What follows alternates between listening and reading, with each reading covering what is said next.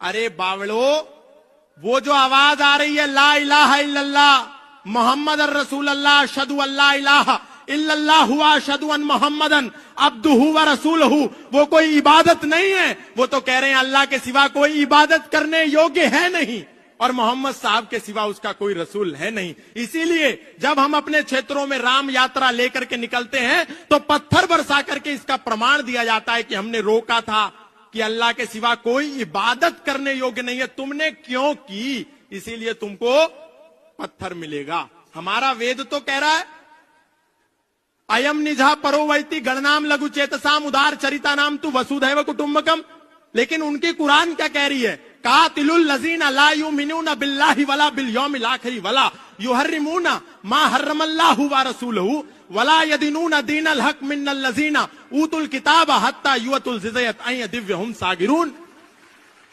अपनी गीता का पता नहीं, लेकिन कह रहे हैं अरे कुरान भी तो परमात्मा की ओर ले जा रही है।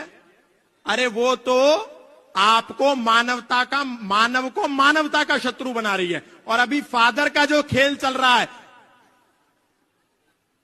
हालेलुया, बस एक करा और किसी को भी लिटा दिया। ये सब झूठ ढोंग आडंबर पाखंड, सनातनियों को कहीं जाने की जरूरत नहीं है। आप बालाजी की शरण में आओ, राम जी के शरण में आओ, कृष्ण की शरण में आओ, और आप जिसको पिता परमेश्वर कह करके ईसा मसीह को मुक्तिदाता मान करके बैठ गए हो, वो कोई मुक्तिदाता नहीं है। बाइबल का मैथ्यू 10 स्टेटमेंट नंबर 34, 35, 36 जाकर के पढ़ लेना।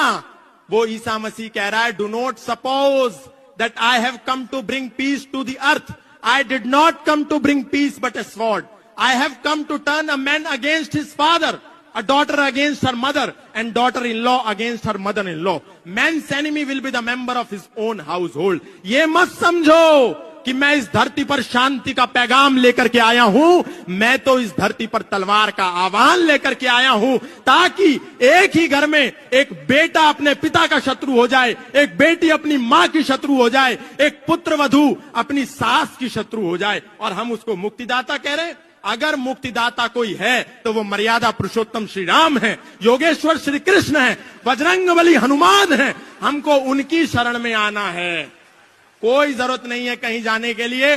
दोस्तों, अगर आप बाकी में सच्चे हिंदू हो ना तो ये वीडियो कम से कम 5 हिंदू भाइयों को जरूर शेयर करके जाना। जय श्री राम।